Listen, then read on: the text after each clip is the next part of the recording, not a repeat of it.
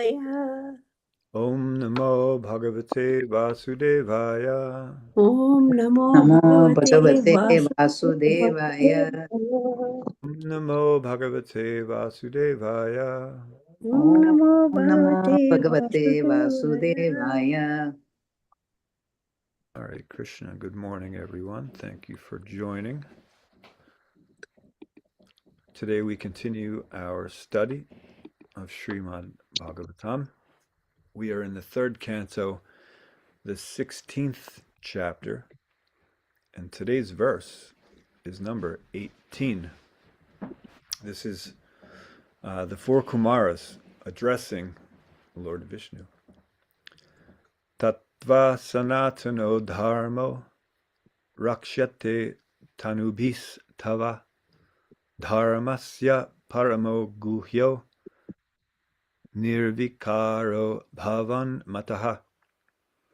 Tattva sanatano dharmo rakshyate tanubhis tava dharmasya paramo guhyo nirvikaro bhavan mataha. Tattva sanatano dharmo rakshyate tanubhis tava dharmasya paramo guhyo nirvikaro bhavan mataha. Please chant.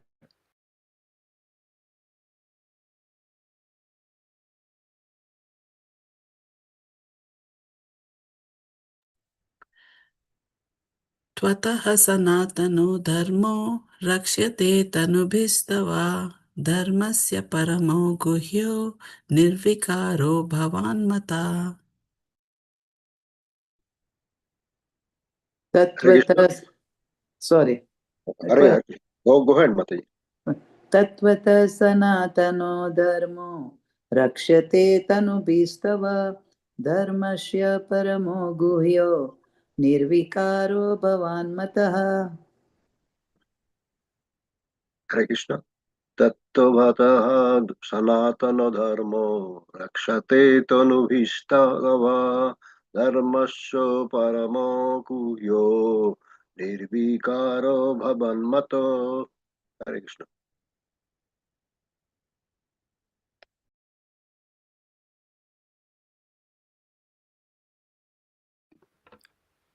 Anyone else? I'm in mute. Tvatta sanatano dharmo rakshate tanubhistava dharmasya paramo guhyo nirvikaro bhavan mataha. Hare Krishna. Hare Krishna. Hare Krishna. Tvataha sanatano dharmo rakshate tanubhistava dharmasya paramo guhyo nirvikaro bhavan mataha. Hare Krishna.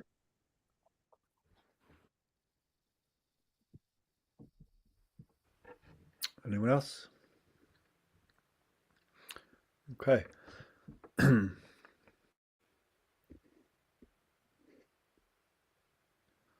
Tvataha, from you. I think I chanted that wrong. I think I said tattva sanatano dharma. It's tvata.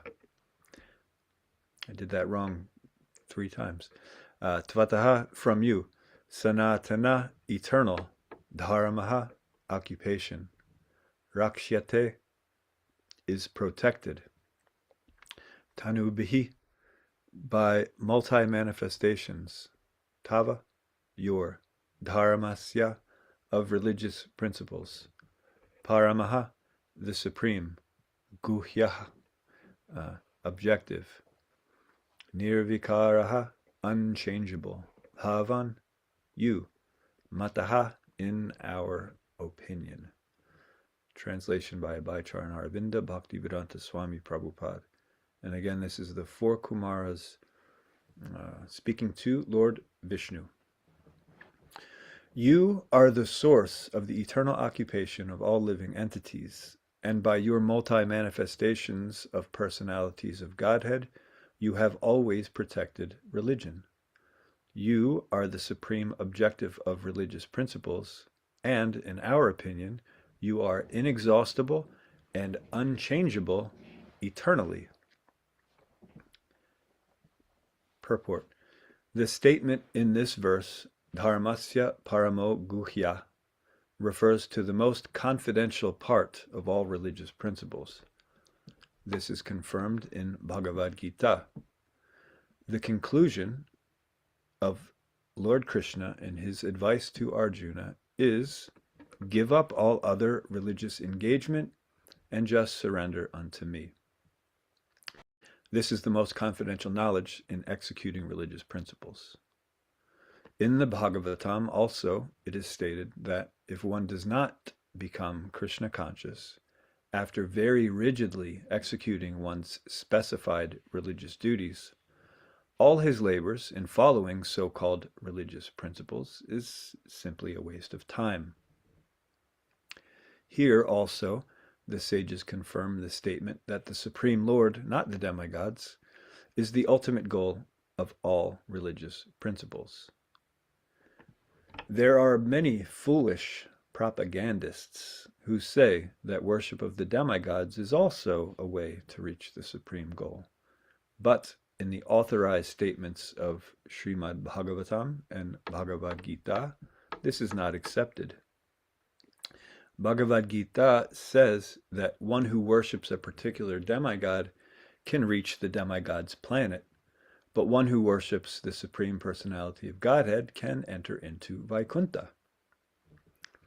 Some propagandists say that regardless of what one does, he will ultimately reach the supreme abode of the Personality of Godhead, but this is not valid. The Lord is eternal, the Lord's servitor is eternal, and the Lord's abode is also eternal. They are all described here as sanatana, or eternal. The result of devotional service, therefore, is not temporary, as is the achievement of heavenly planets by worshipping the demigods. The sages wanted to stress that although the Lord, out of his causeless mercy, says that he worships the Brahmanas and the Vaishnavas, actually, the Lord is worshipable not only by the Brahmanas and the Vaishnavas, but also by the demigods. Translation again. You are the source of the eternal occupation of all living entities, and by your multi-manifestations of personalities of Godhead, you have always protected religion. You are the supreme objective of religious principles, and in our opinion, you are inexhaustible and unchangeable eternally. Nama Om Vishnu Padaya Krishna Prastaya Bhutale Srimate Bhaktivedanta Swamini Namine. Namaste Sarasvate Deve Gauravani Pacharne Nirvishesha Shunyabadi Paschatya Deshatarne. Om Ajnana Timirandasya Gyananjana Shalakaya Chakshurun Militam Yena Tasmai Shri Gurave Namaha. Vanchakalpatrubhyascha Kripa Sindhubhya Evacha Patitanam Pavanebhyo Vaishnavebhyo Namo Namaha.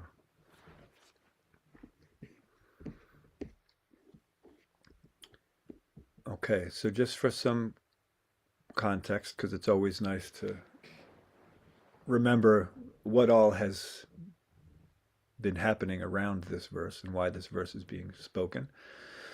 Again, this is the four Kumaras, and they're actually responding to Lord Vishnu's praise of the Brahmanas, his apologies for his servant's behavior, his gratitude for the suitable punishment that the Kumaras meted out to Jai and Vijay, and a humble request for a favor to allow his servants to return swiftly once the period of their exile is completed. Right? So the four Kumaras here, they're a bit bewildered, as we can probably imagine. Right? If we were in this position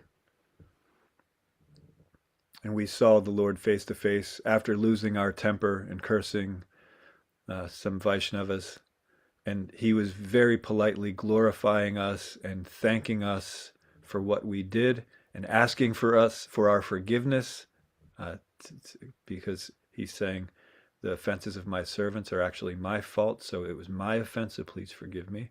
So asking for forgiveness and then asking for a favor, yeah, we would be absolutely bewildered as well.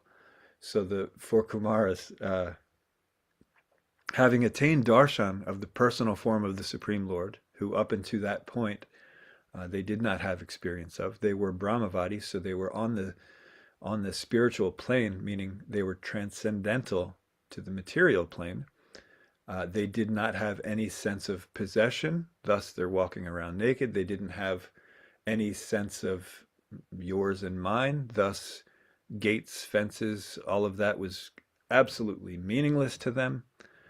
They had the qualification to be in Vaikuntha, but the doorkeepers, Jai and Vijay, they blocked their entry, and so they lost their temper and cursed those two servants of Lord Vishnu. So, having attained the darshan of the personal form of the Lord after that, coming from their background, which is from the Brahmavad background, they're just overwhelmed with this unfamiliar sense of spiritual bliss. It's something that they hadn't experienced yet before, but they're smelling the aroma of the tulsi leaves and they're highly attracted. They know they don't have material attachments, so they understand this must be spiritual. So they're just learning that there are spiritual senses and etc. Right, and they're learning it directly from having darshan of the Supreme Lord, right? And so in that bewildered state, they're wondering why the Lord has just glorified them, thanked them, right? Showed his gratitude, apologized to them for the offense, and is now asking them for a favor, right? This is the Supreme Lord we're talking about. He's all powerful. He can accomplish anything without putting forth any effort whatsoever.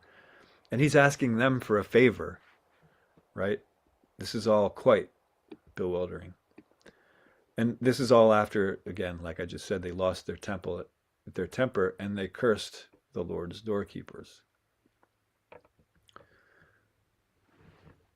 And so today's verse, in their confusion, they're explaining that they in fact know that he is the Supreme Lord. He's the cause of all causes, the protector of religion, the supreme objective of all religious principles.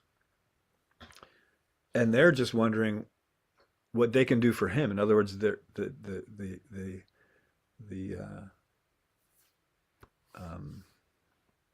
lost a word. Their natural reaction, having seen the darshan of the Lord, is how can we serve you? But the Supreme Lord is asking them for a favor, right? So they're just wondering what they can do for Krishna instead of what, Krishna can do for them.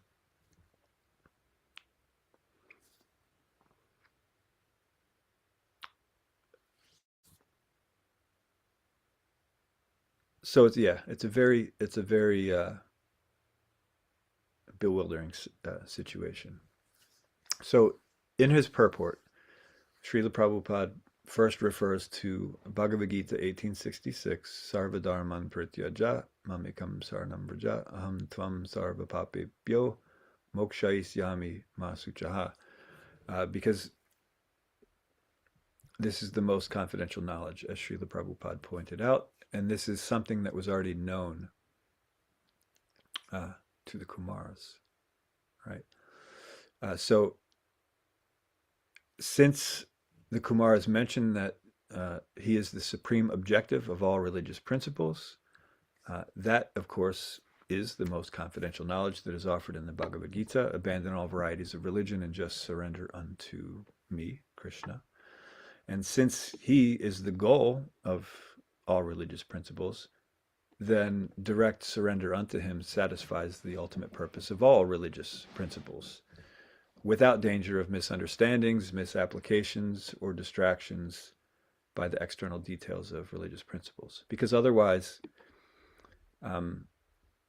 religious principles, if we only partially understand them, or if we understand them but we misapply them, or if we're distracted by the external aspects of that devotional practice being described in the Vedas instead of the underlying principle, which is to cultivate our understanding of our true relationship between ourselves, the jiva, and Krishna, the Supreme Personality of Godhead, and how to act according to that knowledge. If we're distracted by the externals instead of that, or misunderstand or misapplied, then we're going to be misled, right? We're not going to actually get the ultimate goal, even though we think or we're trying to practice these religious processes. So, if we know that Krishna is the Supreme Lord and we surrender unto Him, then all the purposes of all of these other religious duties are fulfilled, because the purpose of religion is to surrender to Krishna, as we learned in Bhagavad Gita. Right. So if we get this knowledge and we understand how to apply it, then we no longer have to worry about having partial understandings of these religious principles, or applying them in a wrong way, or being distracted by the material fruits that come along with it, and so on.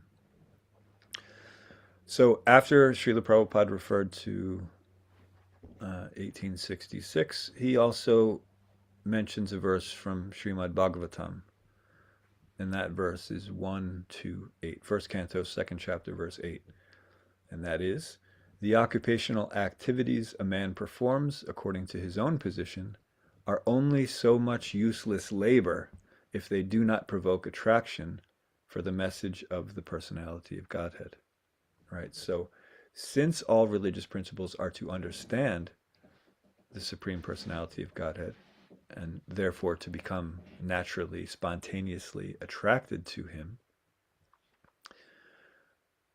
if one doesn't provoke this attraction to the message of the Personality of Godhead, no matter what one's performing, no matter where it's prescribed, even if it's prescribed from an authorized source, instructed by an authorized person, if we're misapplying it, misunderstanding it, and it does not provoke attraction for the message of the Personality of Godhead, then it was just a waste of time. All right, this is what Srimad Bhagavatam is saying, and this is the verse Srila Prabhupada was referring to in that purport. So often we will find that Srila Prabhupada will do this in his purports. He will refer to verses, and sometimes he'll give a reference number. Sometimes he'll quote either part or the full Sanskrit verse. But other times he just paraphrases verses, right? And as we become more familiar with the verses that he frequently quotes, we start to notice them in various relevant purports. Right. So anyway, up to this point in the purport, it's clear that the Kumaras understand the most confidential knowledge, that surrender to the Supreme is the topmost form of religion, and it's the goal of all religious processes. So then Srila Prabhupada also points out that this implies that since Lord Vishnu is the ultimate goal of all religious principles, then worship of the Devatas independently from the Supreme Lord will not grant the supreme goal, right? And so naturally, Srila Prabhupada then refers to another frequently quoted verse. This one's from Bhagavad Gita as well, just to dispel some common doubts in this regard, right? Because there are people that say, yeah, no, worship of the Devatas, that's the same thing as worship of Vishnu. So you get the same goal. But in Bhagavad Gita 7.23, it says that men of small intelligence, right, because they have some intelligence, but it's small. They worship the demigods, and their fruits are limited and temporary. Why? Because the demigods are limited and temporary. They live a set amount of years. They have a certain lifetime, so temporary. And they cannot give full benedictions. They can only give a limited amount. Continuing that verse, 723, those who worship the demigods go to the planets of the demigods, but my devotees, Krishna's devotees, ultimately reach my supreme planet, right? So if one is worshiping something material, one is going to get a material result, right? So if you're worshiping the demigods who are temporarily occupying posts in the service of Krishna, but they're temporarily occupying those posts, they're going to get some temporary results. But if one is worshiping Krishna, then they will ultimately reach Krishna's planet, which is eternal, right? Not temporary. So then next in the purport, Srila Prabhupada brings up another popular misconception that has been misguiding aspiring spiritualists from time immemorial, right? This is the unauthorized conception of yatamat tatapat. Whatever you do, that's right for you, right? Srila Prabhupada said in this purport that there's other propagandists that say that, let's see exactly what it was. Something about, let me go back to it. Yeah, some propagandists say that regardless of what one does, he will automatically reach the supreme abode of the personality of Godhead. But this is not valid, right? So this is that common philosophy, yatamat tatapat. Whatever you do, it's going to get you to the right goal. Whatever you do, whatever you think that's going to be right for you. Because everyone has in our our conditioned states, we all consider that whatever we accept as truth is truth, and it should be truth for everyone. So our reality, which is illusion, should be the same as everyone else's version of reality. But from that last verse that we just talked about from Bhagavad Gita, we know that different modes of worship lead to different destinations, right? So if our mode of worship is temporary, we're worshiping temporary beings, and they are limited in what they can give, then we can't expect eternal results, right? So this theory of yatamat tatapat, whatever you do, that's going to be right, it's not valid, and it shouldn't be accepted as truth. It sounds nice. It's an easy philosophy to sell because you're just allowing people to do whatever they want, and you're convincing them that even though that's all they're doing, they're going to end up in the supreme destination. It's easy to sell that. It's a very popular religion that's tainted. In any major religion, you're going to find people that subscribe to this particular philosophy of you just do whatever you do, but keep God in your heart, and then you're going to attain his kingdom. But this isn't valid. It's not as simple as that. Wherever our consciousness is, wherever our desires are, that's where we go. So if we have material desires, that's what we're cultivating, then we remain in the material world. But if we have the sincere desire to serve Krishna favorably, and it's unmotivated by anything, uninterrupted, not tainted by the desire for material enjoyment or philosophical speculation, then we can attain Vaikuntha, the eternal planet. We'll get eternal results instead of the temporary results. This is then what Srila Prabhupada was talking about at the end of the purport, about how everything in this process is eternal. Everything in the material world is temporary. It goes through the 6 transformations. It comes into being. It remains for some time. It produces some byproduct. It grows. It dwindles, and then it dies. But the nature of spirit is Satchidananda. It's eternal. It's full of bliss, and it's fully cognizant, full of knowledge. So we, spirit, soul, we are eternal. But we find ourselves, due to our misuse of free will, we find ourselves identifying with material nature. And therefore, everything that we're striving for, everything that we're working for, we find that we're getting actually temporary results from that because we're dealing in the temporary realm. if we want to free ourselves from this perpetual cycle of trying to become satisfied by temporary things and actually attain the supreme goal, which is eternal or sanatana, we have to give up, and that's by way of purification, Vaidhi Bhakti, all of our material dharmas, right? Sarva dharman prityaja, abandon all these varieties of religions. Or these, we can also call these naimittika dharmas, and also anitya dharmas. So there are the anitya dharmas, which are just going to be the non-bona fide duties that we perform, that they're not authorized in Shastra, and they're going to cause very bad reactions, even materially speaking.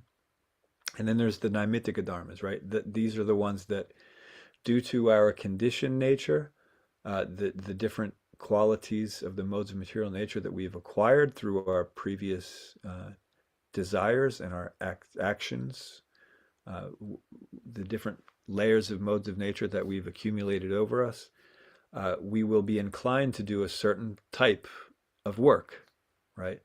But these will be called naimittika dharmas if they are in line, or if they are guided by Shastra, right? So if we use our conditioned nature in order to please Krishna, then that's naimittika. It's temporary dharma, because as soon as we are purified of those modes of material nature, then all we are left with is then the nitya dharma, right?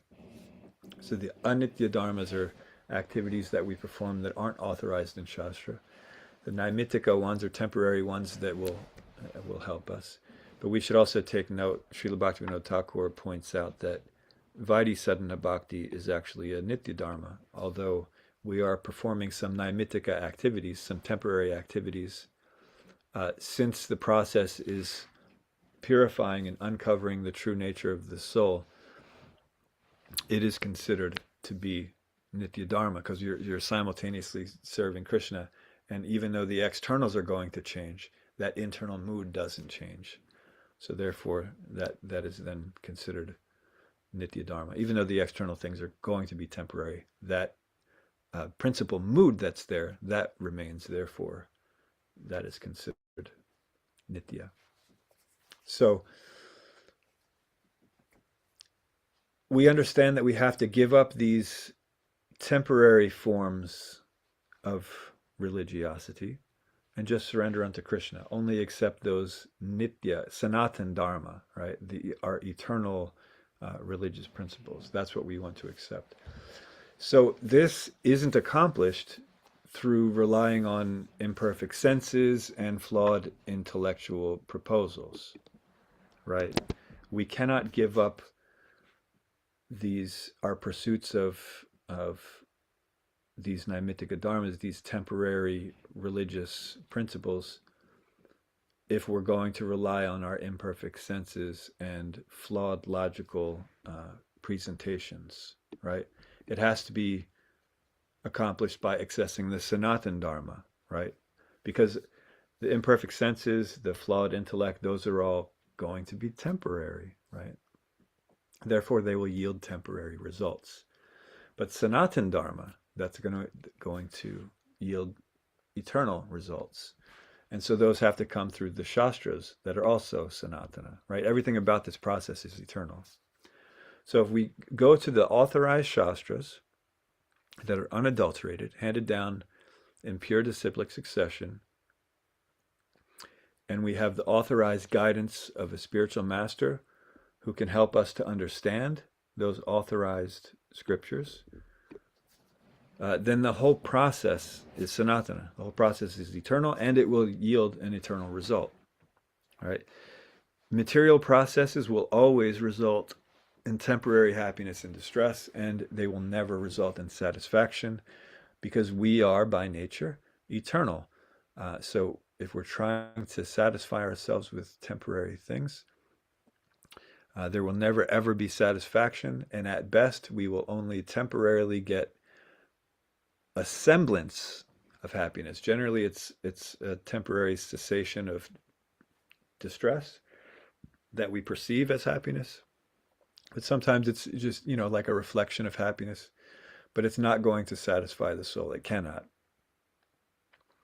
So this is why Krishna is uh, uh, instructing Arjuna to abandon all of these varieties of material religions and just surrender unto him. And of course, before he gives that instruction, he showed how even if one is attracted or attached to one of these other forms of religion that are mixed with material concepts like the process of karma, working, performing activities so that one can achieve specific types of results, specific types of fruits that one can enjoy. Even if one is attached to that process, by gradual understanding, by gradual development, and by practice, one can purify that desire by gradually engaging it in Krishna's service. So from the Karmakanda platform, one is just trying to satisfy one's senses, but one is at least willing to follow the rules with which Krishna has given to that process of material enjoyment. Because if you engage in karma in a proper way, as guided by the Karma Kanda section of the Vedas, gradually one's consciousness becomes purified, and then one will be willing to actually give up some of the fruit of the activities. So one will work completely thinking oneself the doer, and then one will work and just give a little bit. So there will be sakam karma yoga, where one understands that there's a higher principle, but one still thinks he's the doer, so he's only giving up some portion of the fruits to the higher cause. Then to nishkam karma yoga, where one begins to work without attachment, knowing that, yeah, nothing was mine anyway, everything belongs to the Supreme Lord, I just have what's there. So working in that detached way, up until the pure bhakti, when no longer has to engage in any external activity, right? So no matter what our position is, even if we're not ready for this most confidential knowledge of abandoning all of these varieties of religion and just surrendering unto Krishna wholly and solely, whatever process we are attached to or attracted to, we can purify that through the process of Vaidhi Bhakti. So the same way we just went through karma, you can also apply that to Gyan, which we also learned through in Bhagavad Gita, and also through the yogic process, how that becomes purified and perfected in Krishna Bhakti, right? Because all of us jivas, our conditioned souls, have a specific understanding of how we think the world works, right? It's what we accept as reality, and those are going to be somewhat based on illusory premises of things that we've acquired through our imperfect senses and flawed logic, but some of them are going to be based on authorized literature, right? Whether it's coming directly from the Shastra or if it's coming from just someone we look up to who happens to be quoting something that's from authorized literature. But the point is, we have a mix. Our philosophy of life that we each have is mixed with our material experiences and actual valuable spiritual principles. So the process of Vaidhi Bhakti helps us weed out the parts of our life's philosophy that are tainted with these illusory premises, these relying on the imperfect senses and mundane logic.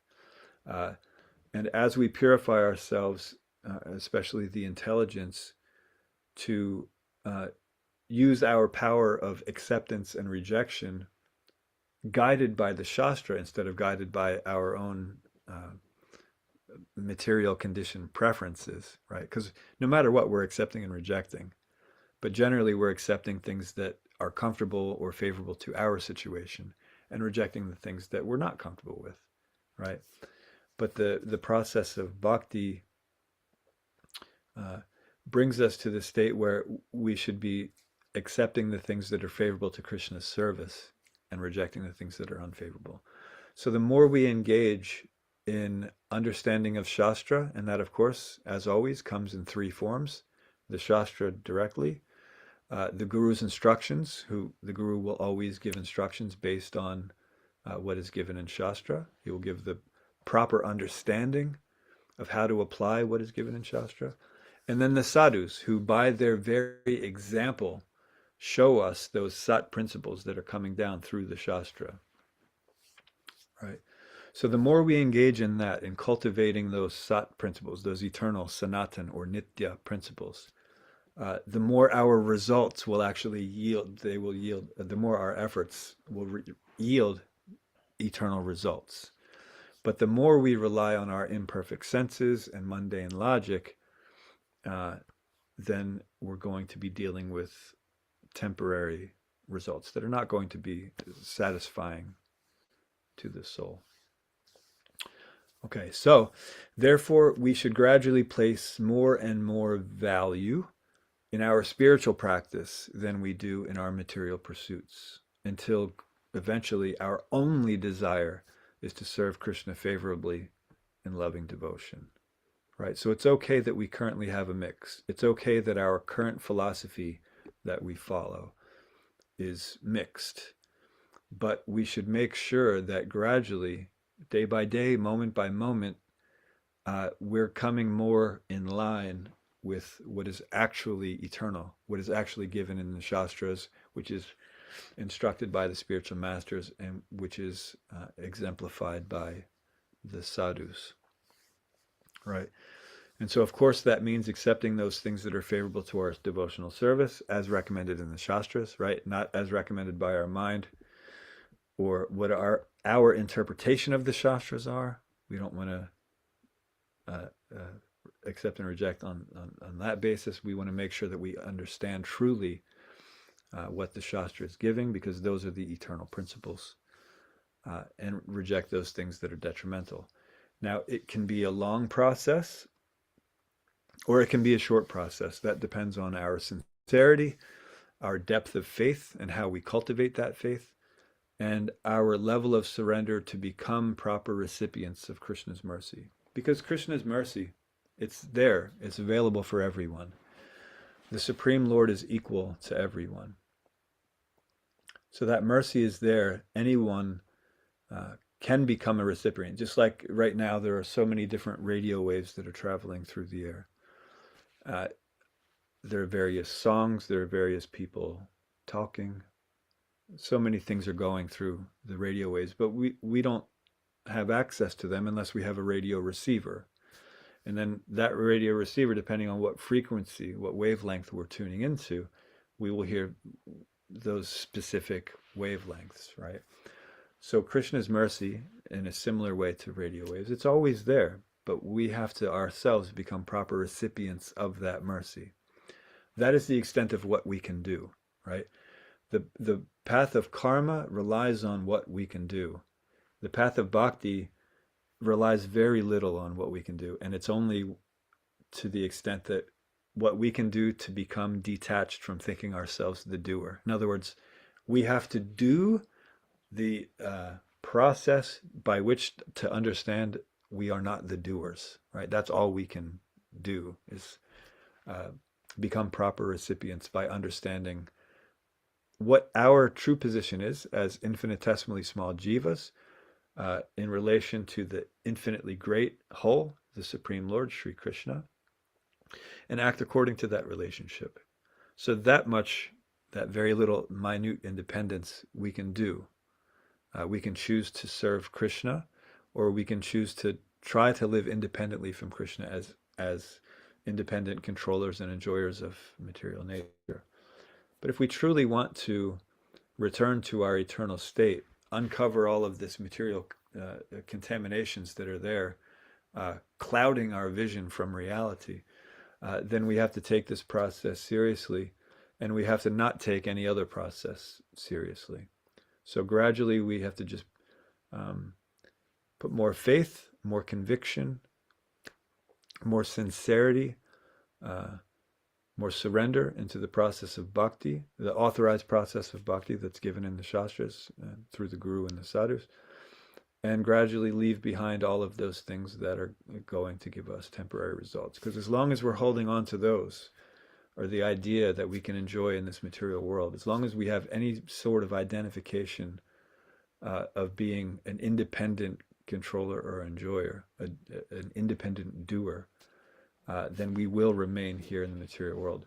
It's only when we realize that we are not the doer, but we are still active, so we are actively pursuing a favorable service to Krishna, so that everything is centered around him, and we are participating in the loving exchanges of giving pleasure to Krishna. Then, as a reciprocation, he will also allow us to feel even a higher level of transcendental bliss.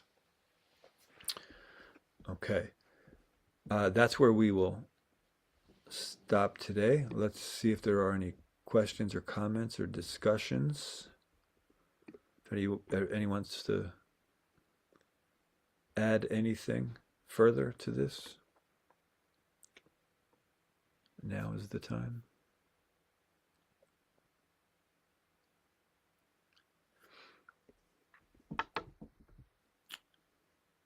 Today's class was considerably briefer because, again, I made that terrible mistake last week. I thought I was scheduled for last week because I had an old screenshot of the calendar.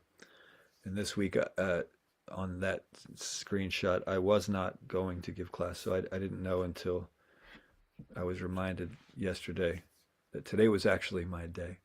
So I didn't prepare as much as I normally do. So I apologize about that. But Dronacharya Prabhu, go ahead, please. Thank you, Charachandra Prabhu. Nice class. I had a couple questions and just to, I guess, get clarified on some of the terminology. I think you mentioned that, I think you were quoting Srila Bhaktivinoda Thakur. You said that performing Vaidhi Bhakti is part of our Nitya Dharma. Yes. There. And I guess kind of something maybe to include in this question is that what is the process to go from Vaidhi Sadhana Bhakti into Raganuga Bhakti? How does that take place in a bona fide way? Is it something that we have to like incorporate into our daily practice? Does it spontaneously come about? How is that transition? What happens there? How does that actually take place? That's a great question, and it's important for all of us to know the answer to that. So, Vaidhi Sadhana Bhakti is when we are being led by, so we understand what we should be doing, but we're not spontaneously attracted to doing it. So therefore we follow the regulations that are given in Shastra by the gurus and so on.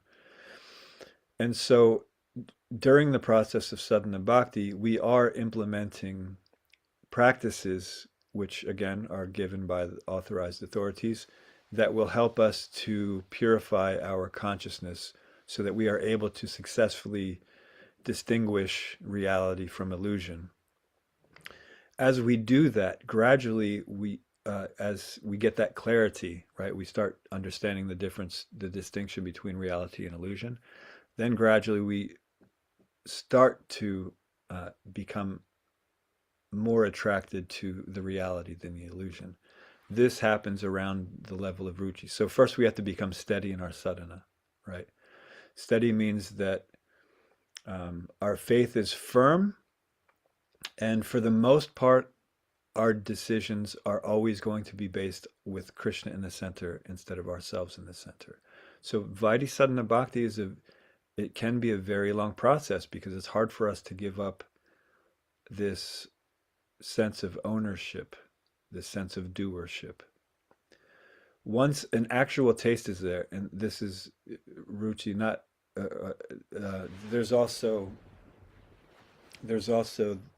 like the ruchi abhas, which is what we get earlier on. We get these semblances of taste that will give us sort of encouragement and inspiration to continue the process of bhakti. But taste means that you're no longer doing it because you know it's what you should be doing. It's because you want to do it. You got a taste for it, right? So now that's the transition where now you're practicing bhakti because you want to, not because you know you should, or like that. It's because it's the right thing to do. It's now you actually want to do it. There's a taste. Then that taste, after that's cultivated, and this is where things start happening much quicker. Then an attachment develops. So instead of I want to do this, you actually feel the need to do this, right? It's an attachment. It's a step up from wanting to do it. It's needing to do it.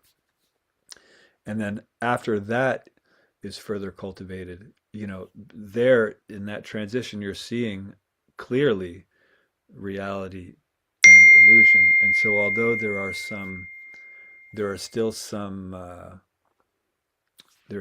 distractions, some minor distractions, and some things like that, for the most part the process is there. And so this is spontaneity, right? But it's still called Raganuga Sadhana Bhakti at that point. It's still a sadhana, right? But it's spontaneous. So there's Vaidhi Sadhana Bhakti, Raganuga Sadhana Bhakti, and then Raganuga Bhakti, where one eventually, after that bhava develops, that the budding of the love of Godhead, and then that sprouts, and it's getting closer to that final stage of bhava, which is prema. Then, by that point, one not only understands one's relationship in general to Krishna, but one starts to understand one's specific relationship, eternal relationship with Krishna.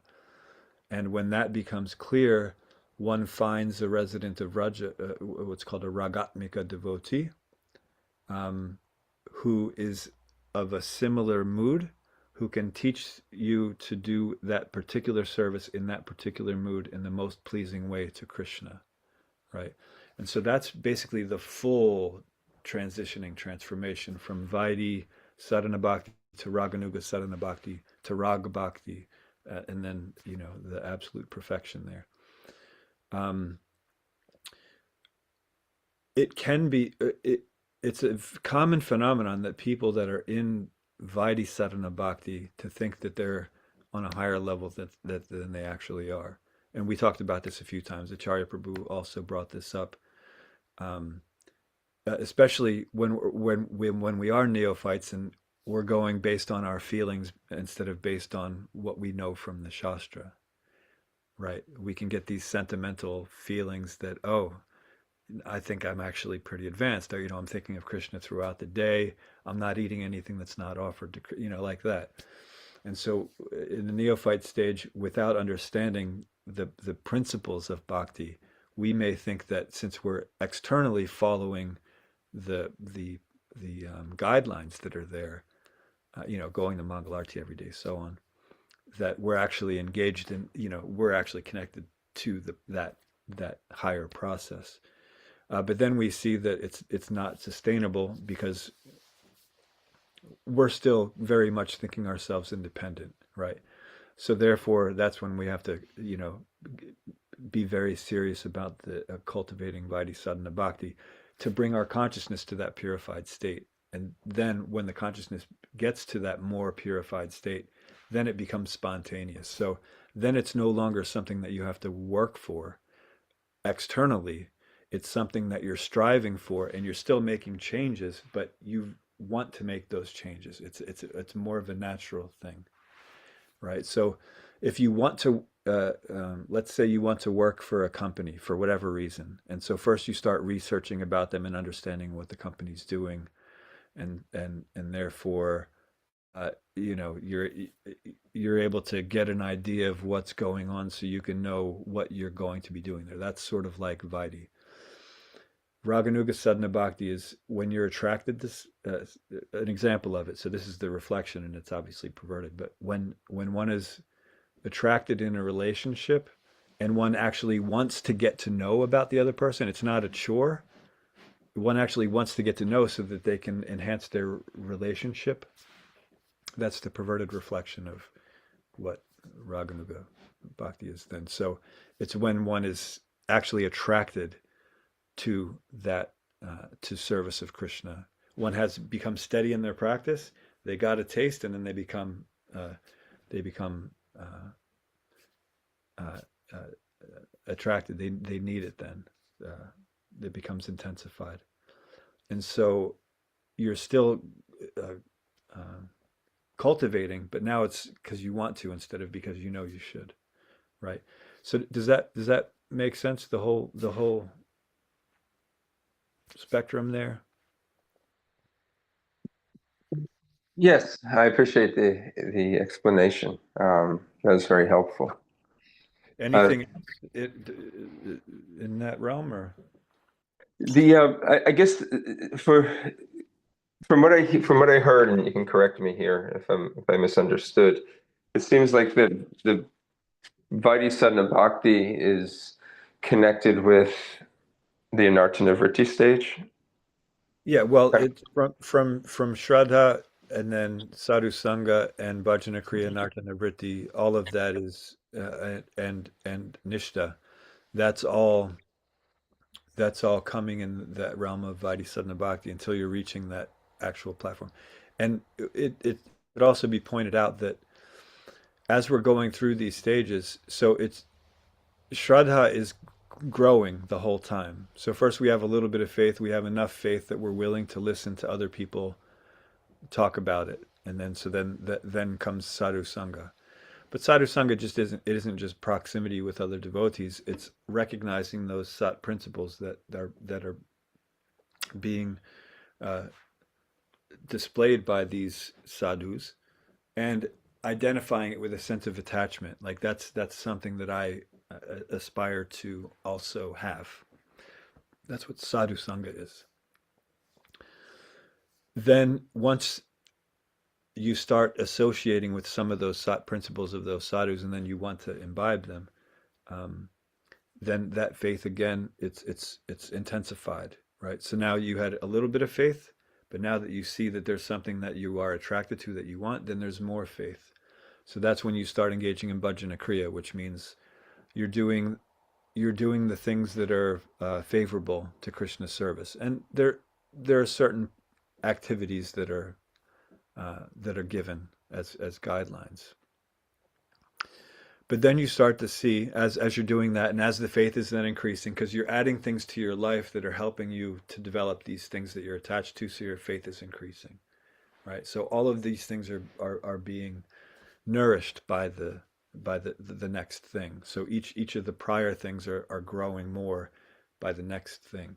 So then the next thing you see is after making some growth by in the process of bhajana kriya, by or due to the association of the devotees where you saw that thing, that sat principle that you are attracted to, that you want, and your faith increased, then you start noticing that there are also things that are holding you back. So now there are things that are propelling you forward, but you're also then noticing the things that are holding you back. Therefore, anartha nivritti comes in. Because yes, we are propelling forward, but if the anchor is down, you're not actually going to propel forward. There is a force, but you're not going to actually go anywhere because there's an equal opposite force that's holding you back. So therefore, you have the anartha nivritti. So, but it takes that increase of faith in the bhajana kriya, the forward progression, to have enough faith to actually start taking up that anchor, right? Otherwise, you're going to be too attached to the material things if you don't get that initial force. So then you have the anartha nivritti. And as that happens, then you're putting more attention to the bhajana kriya, the process, the positive process. Because at first you only have a certain amount of faith in it, whatever extent you have. So your faith in that grows. Your faith in the sadhu sangha grows. Your faith in anartha nivritti grows. And then so you're able to comfortably give up things that you once were attached to. Not everything, but some things, right? So then that bhajana kriya, then it moves you forward a little more. your appreciation of the sadhus increases, your application of the devotional service increases, your faith increases. So all of these things increase and nourish one another until one gets to the state of steadiness. So the state of steadiness is you're still doing it because you know it should be done. That's still Vaidhi Sadhana Bhakti. When that taste comes, and then you're doing it because you want to do it, that's where that initial spontaneity it becomes evident, right? And then you start. It's less of a, okay, this is on my checklist, I have to do it, to no, that's what I want, and so I'm going for it. Because currently we're spontaneously attracted to material pursuits, right? So we know what spontaneity looks like. We just don't know what it looks like in the realm of bhakti yet, right? I mean, we know what it looks like because we can see other devotees doing it. But as far as our experience on this platform, we don't have that. But once that ruchi's there, and then it starts turning into an attachment, then these are surefire signs of raganuga, because you're being driven by the desire to actually do that instead of the the knowing the need for it, right? So in Vaidhi Sadhana Bhakti, we know that we need to do it in order to get what we want, our actual goal. And in Raganuga Sadhana Bhakti, one is still cultivating, but based on our true, sincere desire to serve Krishna, right? And that'll be obviously a steady thing, because steady happened before that. So it won't be occasional. Occasionally, I'll be inspired to serve Krishna, and therefore I'm going to cultivate these things. That'll happen also in the process of Vaidhi Sadhana Bhakti, where we get these occasional inspirations to cultivate Krishna Bhakti, but it will be in certain realms, right, where we are actually surrendered. But then the other aspects of our life where we're not ready to give up these things, it's not going to be there. So when we see these, it's not just if someone's spontaneously attracted to serving Krishna that they're on the platform of Raganuga. It's that they have to always be spontaneously attracted exclusively to serving Krishna. That's when we know it's Raganuga. I don't know if that cleared that up. But all of the prior things are going to evolve. Acharya Prabhu, please, please add what you want.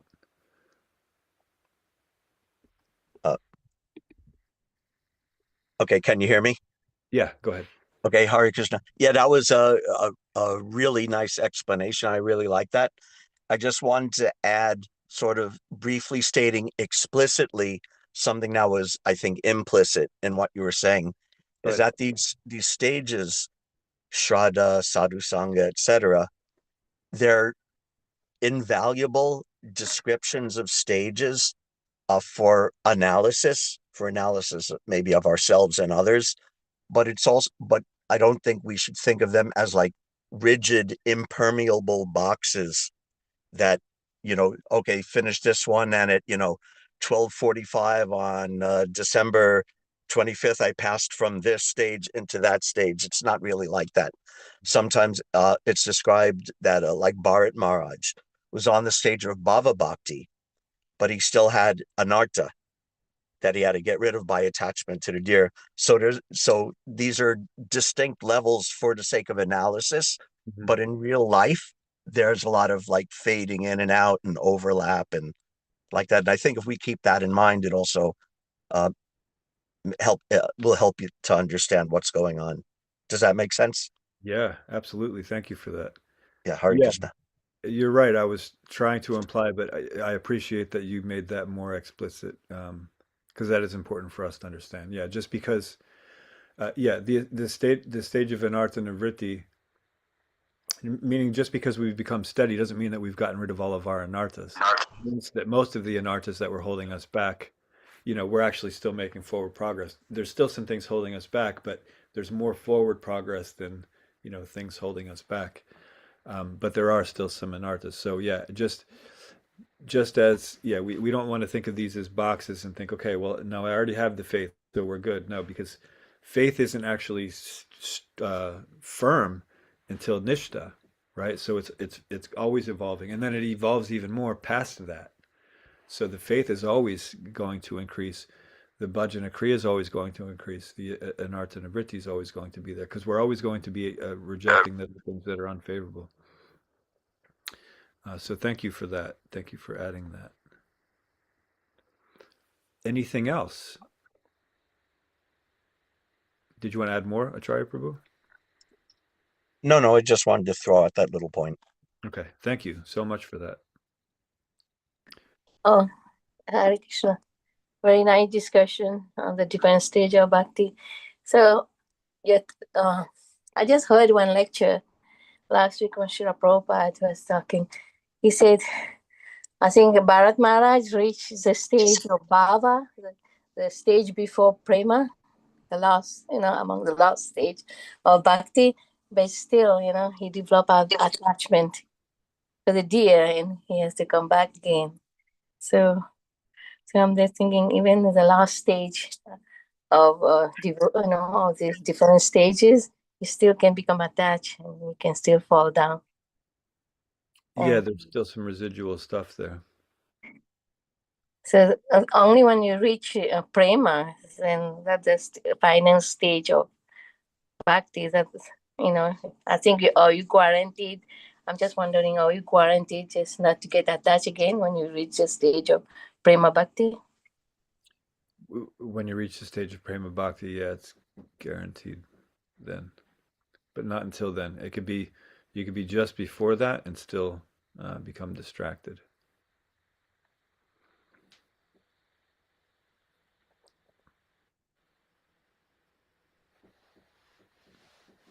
Thank you very much.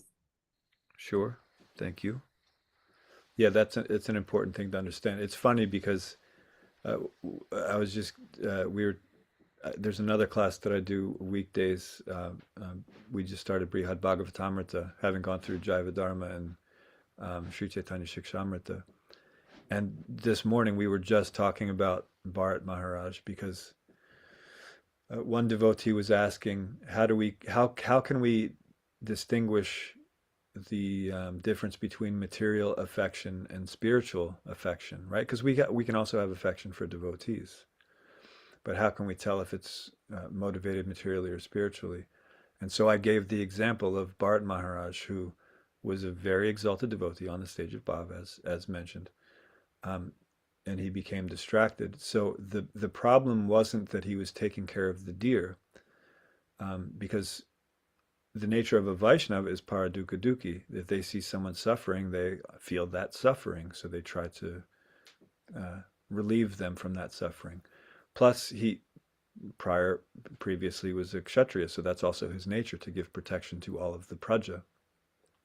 That also wasn't the problem, that he's protecting the deer. The problem came when he was performing his puja and he was thinking of the deer instead of meditating on Krishna, and he was considering himself as the deer's only protector and shelter, worrying about what will happen if I'm not here, not considering that Krishna is everyone's protector, including the deer. So Bharat Maharaj at that point considered himself the deer's sole protector. So that was the flaw. Now, fast forward 2 lives later, so he had the life of the deer, and then he had Jud Bharat. Then he's carrying the palanquin of King Rahugana, and he's carrying it unsteadily because he's avoiding the ants. So one might say, well, now he's going to have to come back as an ant because he's more concerned with the ant than he is with his service. And one might say, yeah, that's an intelligent point. Maybe maybe then the next life he'll have to become an ant because he's more. But no, the idea is that he was considering himself the only protector of the deer, and instead it was distracting him from his service, his puja, his meditation on Krishna. As Jud Bharat, his meditation on Krishna was prominent. It was at the forefront, and therefore all living entities are valuable, and therefore he didn't want to step on them.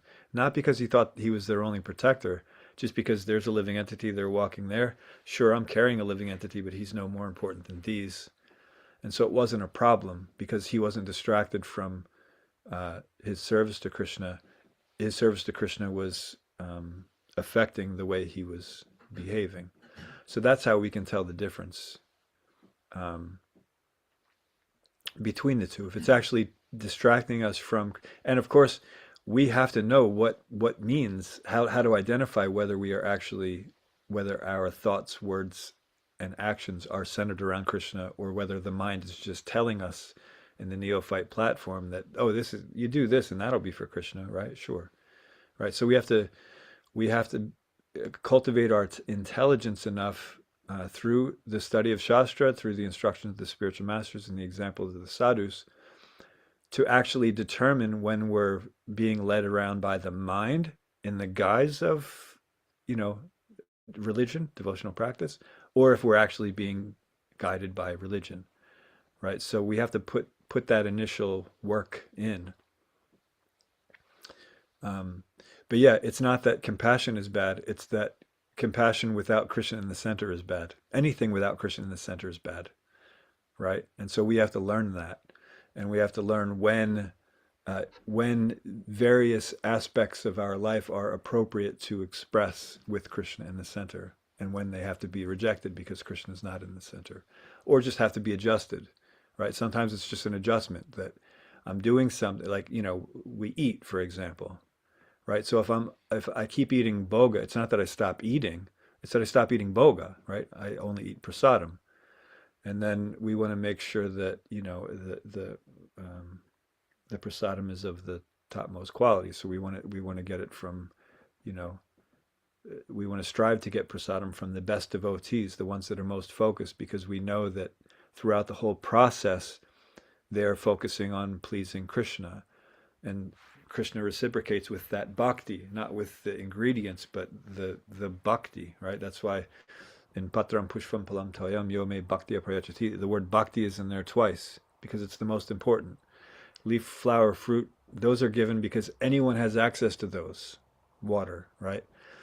Anyone has access to those. So no matter what your platform is, there's nothing holding you back from doing this, right?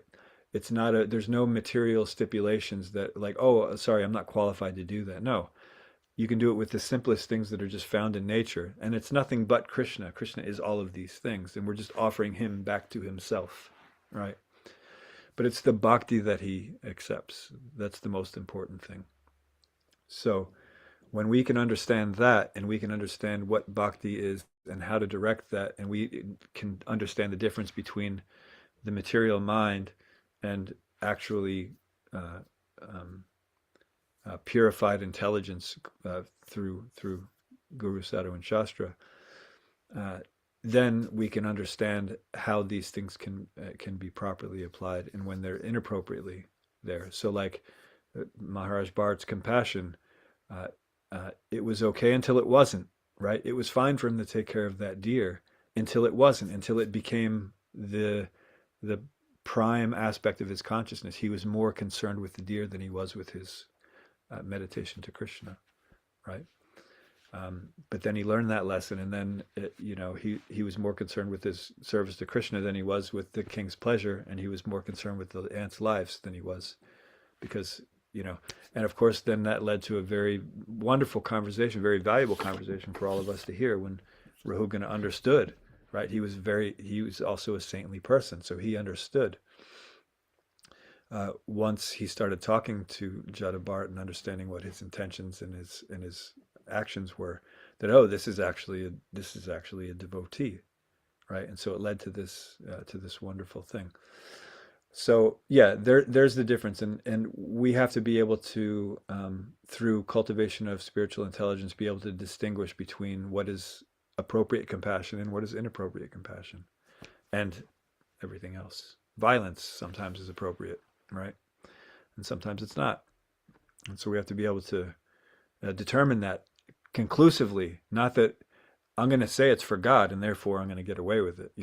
Someone tried to do that. One of the serial killers, the famous ones, he said his dog, who was God, told him to kill, right? And so therefore it's righteous, right? Because God told him to do it. But he wasn't actually talking to God. Thought he was talking to his dog, right? So we have to make sure that what we are cultivating is actually religion. So it has to be based in the Shastra. So even if we're hearing from a saintly person, or someone that appears to be a saintly person, it's good for us to verify in Shastra where that is stated, right? And then we know, okay, yeah, that was a saintly person. Because, not all saintly people externally are created equally, right? And not all the things that saintly people say are necessarily going to be 100% based in Shastra. So we have to become understanding of Shastra to the point where we'll know when to sort of try to verify the things that we heard and when to accept it completely. We accept completely anything that we already know has been verified in Shastra, and anything that we're a little iffy about, then we do inquiries, submissive inquiries. In other words, we don't do the challenging inquiries like, oh, where did you hear that from? Right?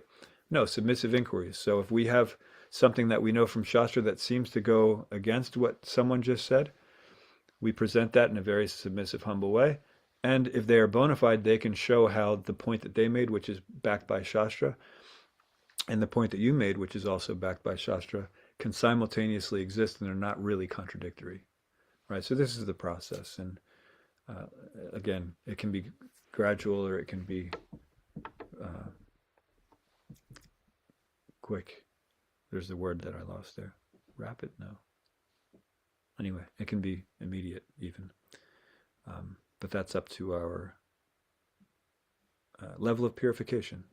So as we purify these material layers that are there with the process of Vaidhi Bhakti, as these things become clear, then eventually we will be left with nothing but the desire of the jiva, the true desire of the jiva, the actual ego, the I am servant of Krishna, not the false ego, the ahankara, I am independent from the Supreme Lord. When we're left with that, then spontaneously we will be attracted to serving Krishna, and we will continue to progress and get rid of all the rest of the more subtle anarthas that are holding us back up until the point where we develop that fully blossomed love of Godhead prema. Okay, anything else? I may have babbled on a little long there. I apologize. Okay, so we'll stop here. Thank you very much, Prabhu, for a nice nectar. We had lot of questions to know. And yeah, it is time to close also. Thank you. And lot of things I realized today. Thank you very much. Yeah, that nectar is never ending. It is. That's the crazy thing about Krishna. So everyone in the spiritual world is fully cognizant, right? But what is knowable is always growing. So Yeah. even though you're always full of knowledge, your knowledge is always increasing because that which is knowable is also increasing. Yeah. So it's not that, okay, now I know everything. No, you're constantly learning more, constantly experiencing more bliss. There's never an apex. So we don't feel like the time is up and then we have to close it like that. That feeling is not coming. No, keep on listening. Keeps going, keeps getting better. It's amazing. Yeah. So the nectar, it always gets sweeter. Yeah. Thank you very much. Pointing it out. Hare Krishna. Patitanam pavanebhyo Vaishnavebhyo namo namaha. Srimad Bhagavatam ki jai. Ki jai. Thank you very much, Prabhuji. Very nectarian class, and I wrote down all the points, so I'll revise it and get some more knowledge. Thank you so very kindly. Hare Krishna. Thank you.